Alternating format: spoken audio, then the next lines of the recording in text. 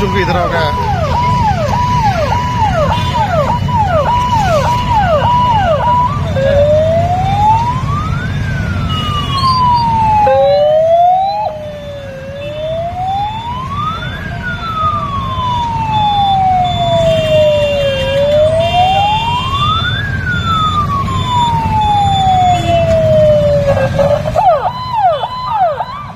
ನಮಸ್ಕಾರ ವೀಕ್ಷಕರೇ, ಸ್ಟಾರ್ 74 ನ್ಯೂಸ್ಗೆ ಸ್ವಾಗತ. ನಾನು ಎಂ ಮಗಳಗಟ್ಟಿ. ಧಾರವಾಡ ಹುಬ್ಬಳ್ಳಿ ನಗರದಲ್ಲಿ ಸಾರ್ವಜನಿಕರಿಗೆ ಮೈಕ್ರೋ ಫೈನಾನ್ಸ್ ಹಾಗೂ ಸಂಘಗಳ ಅಧಿಕಾರಿಗಳು ಬಂದು ಕಿರುಕುಳ ಕೊಡುತ್ತಿರುವ ಹಿನ್ನೆಲೆಯಲ್ಲಿ ನಗರದಲ್ಲಿ ಪೊಲೀಸ್ ಕಮಿಷನರ್ ಅಂತ ಶ್ರೀ ಶಶಿಕುಮಾರ್ ನೇತೃತ್ವದಲ್ಲಿ ಉಪನಗರ ಠಾಣೆಯಿಂದ ಬೈಕ್ ರ್ಯಾಲಿಯನ್ನು ಹಮ್ಮಿಕೊಂಡು ಮದ್ಯ ಹಾಗೂ ಜನ್ನತ್ ನಗರದಲ್ಲಿ ಸಾರ್ವಜನಿಕರ ಜಾಗೃತಿ ಸಭೆಯನ್ನು ಹಮ್ಮಿಕೊಳ್ಳಲಾಗಿತ್ತು. ಈ ಸಭೆಯಲ್ಲಿ ನೂರಾರು ಸಂಖ್ಯೆಯಲ್ಲಿ ಸಾರ್ವಜನಿಕರು ಆಗಮಿಸಿ ಯಶಸ್ವಿಗೊಳಿಸಿದರು. ಈ ಸಂದರ್ಭದಲ್ಲಿ ಪೊಲೀಸ್ ಅಧಿಕಾರಿಗಳು ಹಾಗೂ ಸಿಬ್ಬಂದಿಗಳು ಉಪಸ್ಥಿತರಿದ್ದರು.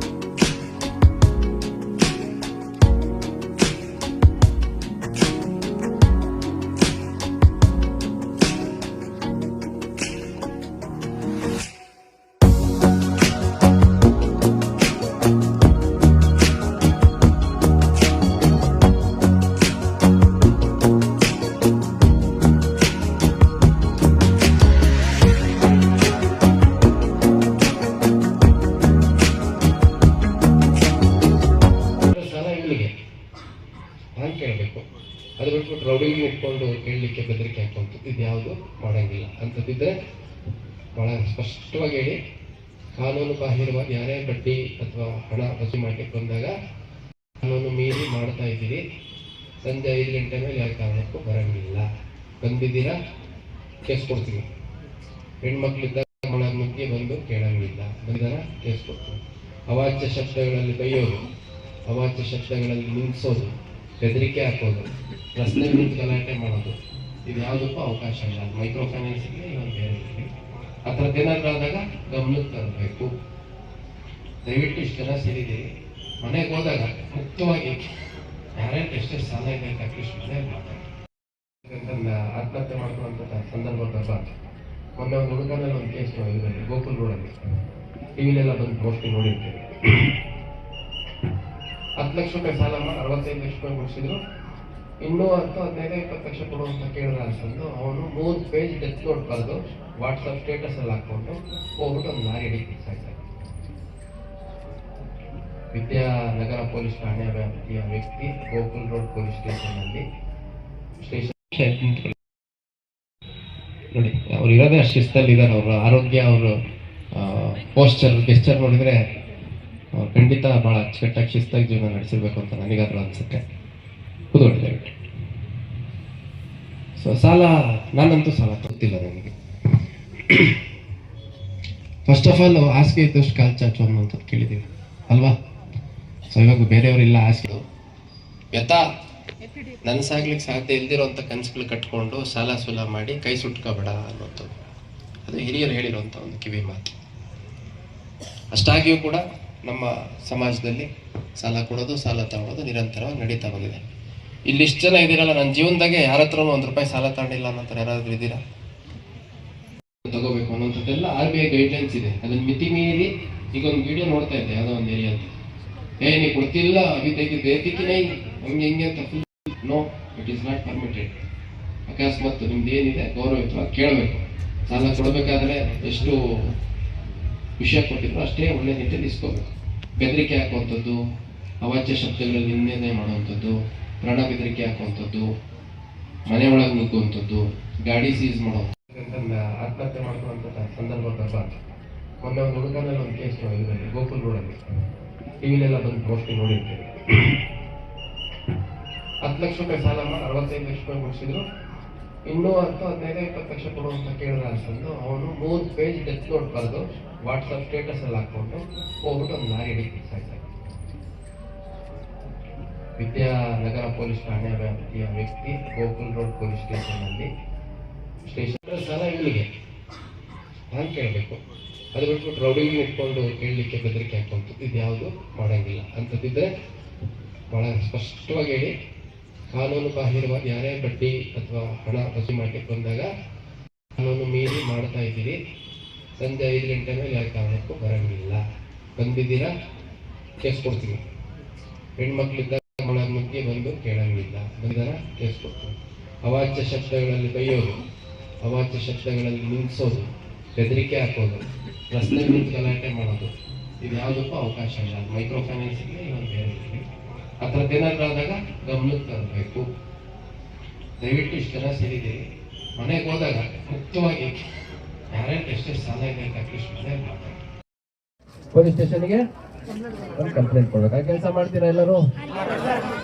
ಒಂದು. ಎರಡನೇದು, ಫೈನಾನ್ಸ್ ಕಂಪ್ನಿಗಳು ಒಂದ್ ಕಡೆ ಹೋಗ್ಲಿ. ಮೀಟ್ರ್ ಬಡ್ಡಿ ಗಂಟೆಕೋರ್ರು ಇದಾರಲ್ಲ, ನೋಡ್ತಾ ಇದೀರಲ್ಲ ಅಲ್ಲಿ ಇಲ್ಲಿ ನವನಗರದಲ್ಲಿ 13 ವರ್ಷದ ಹುಡುಗ ಒಬ್ಬ ಮನೆಯಲ್ಲಿ ಮೊಬೈಲ್ ಕಿತ್ಕೊಂಡಿದ್ದಕ್ಕೆ ಕಿಟಕಿಗೆ ನೇಣು ಹಾಕೊಂಡು ಸತ್ತೋದ. ಇಲ್ಲಿ ವಿದ್ಯಾಗಿರಿಲ್ಲ ಮೊನ್ನೆ ಅಲ್ಲಿ ಅದು ಸಾಲ ಜಾಸ್ತಿ ಆಯ್ತು ಅಂತ ಅವನೇ ಕತ್ತಿಗೆ ಚಾಕು ಹಾಕೊಂಡ್ಬಿಟ್ಟು ಸಾಯ್ಲಿಕ್ಕೆ ಪ್ರಯತ್ನ ಮಾಡಿದ್ದ. ಮೊನ್ನೆ ಒಬ್ಬ ಗೋಕುಲ್ ರೋಡಲ್ಲಿ ಸಾಲ ಜಾಸ್ತಿ ಆಯ್ತು ಅಂತಂದು, ಸಾಲ ಜಾಸ್ತಿ ಅಲ್ಲ, ಕಟ್ಟಿರೋ ಸಾಲ ಎಷ್ಟು ಕಟ್ಟಿದ್ರು ಇನ್ನೂ ಕೇಳ್ತಾ ಇದಾರೆ ಅಂತ. ಅವ್ರ ಸತ್ರ ನನಗೆ ಸಂಬಂಧ ಇಲ್ಲ ಅನ್ನೋಗಿರ್ತೀರ. ಕರ್ಸಿ ಮಾತಾಡಿ, ಸಜೆಷನ್ ಕೊಡಿ, ಏನ್ ಕಷ್ಟ ಇದೆ ಅಂತ ಕೇಳಿ, ನಿಮ್ಮಿಂದ ಪರಿಹಾರ ಮಾಡ್ಲಿಕ್ಕೆ ಸಾಧ್ಯವಾದ್ರೆ ಮಾಡಿ, ಇಲ್ಲ ಪೊಲೀಸ್ ಸ್ಟೇಷನ್ಗೆ ಕರ್ಕೊಂಡ್ಬನ್ನಿ. ನಮ್ಮ ಇನ್ಸ್ಪೆಕ್ಟರ್ ಸ್ಟಾಫ್ ಎಲ್ಲ ಹೇಳ್ಬಿಟ್ಟು ಅವ್ರು ತಿಳಿದಿದ್ದು ಹೇಳ್ತಾರೆ. ಎಲ್ಲರ ಸಮಸ್ಯೆ ಎಲ್ಲರೂ ಪರಿಹಾರ ಮಾಡೋಕ್ಕಾಗಲ್ಲ. ಅದೇ ಸುತ್ತಮುತ್ತ ಏನಾದ್ರು ಆಗ್ತಾ ಇದೆ ಅಂತಂದ್ರೆ ಸ್ವಲ್ಪ ಗಮನ ಹರಿಸ್ಬೋದಾ?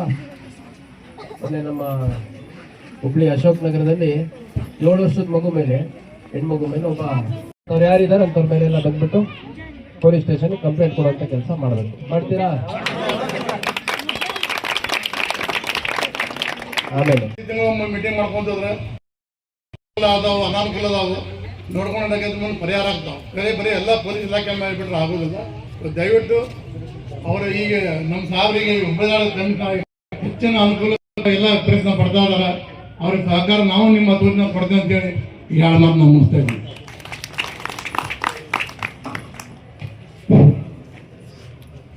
ಕ್ರಮಗಳಲ್ಲೂ ಜನರನ್ನ ಶ್ವೇತ ಮಂಗಳಾರತಿ ಇದೆ ಬನ್ನಿ, ಶ್ವೇತ ಪೂಜೆ ಇದೆ ಬನ್ನಿ ಅಂತಂದ್ರೆ ಬರೋದು ಕಷ್ಟ ಆಗುತ್ತೆ.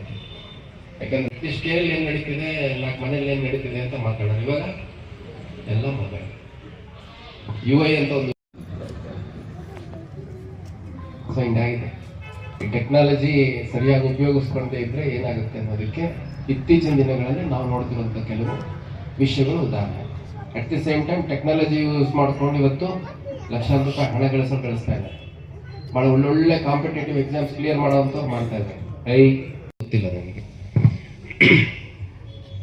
ಫಸ್ಟ್ ಆಫ್ ಆಲ್ ಹಾಸಿಗೆ ಇದ್ದಷ್ಟು ಕಾಲು ಚಾಚು ಅನ್ನುವಂಥದ್ದು ಕೇಳಿದ್ದೀವಿ ಅಲ್ವಾ?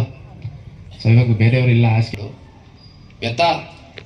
ನನ್ಸಾಗ್ಲಿಕ್ಕೆ ಸಾಧ್ಯ ಇಲ್ದಿರೋಂಥ ಕನಸುಗಳು ಕಟ್ಕೊಂಡು ಸಾಲ ಸೂಲ ಮಾಡಿ ಕೈ ಸುಟ್ಕೋಬೇಡ ಅನ್ನೋಂಥದ್ದು, ಅದು ಹಿರಿಯರು ಹೇಳಿರುವಂಥ ಒಂದು ಕಿವಿ ಮಾತು. ಅಷ್ಟಾಗಿಯೂ ಕೂಡ ನಮ್ಮ ಸಮಾಜದಲ್ಲಿ ಸಾಲ ಕೊಡೋದು, ಸಾಲ ತಗೊಳ್ಳೋದು ನಿರಂತರವಾಗಿ ನಡೀತಾ ಬಂದಿದೆ. ಇಲ್ಲಿಷ್ಟು ಜನ ಇದ್ದೀರಲ್ಲ, ನನ್ನ ಜೀವನದಾಗೆ ಯಾರ ಹತ್ರನೂ 1 ರೂಪಾಯಿ ಸಾಲ ತಗೊಂಡಿಲ್ಲ ಅನ್ನೋ ಯಾರಾದ್ರೂ ಇದ್ದೀರಾ? ನೋಡಿ, ಅವ್ರು ಇರೋದೇ ಅಷ್ಟು ಶಿಸ್ತಲ್ಲಿ ಇದ್ದಾರೆ. ಅವ್ರ ಆರೋಗ್ಯ, ಅವರು ಪೋಸ್ಚರ್ ಗೆಸ್ಚರ್ ನೋಡಿದ್ರೆ ಖಂಡಿತ ಬಹಳ ಅಚ್ಚುಕಟ್ಟಾಗಿ ಶಿಸ್ತಾಗಿ ಜೀವನ ನಡೆಸಿರ್ಬೇಕು ಅಂತ ನನಗಾದ್ರೂ ಅನ್ಸುತ್ತೆ. ಕೂತ್ಕೊಳ್ಳಿ ದಯವಿಟ್ಟು. ಸೊ ಸಾಲ, ನಾನಂತೂ ಸಾಲ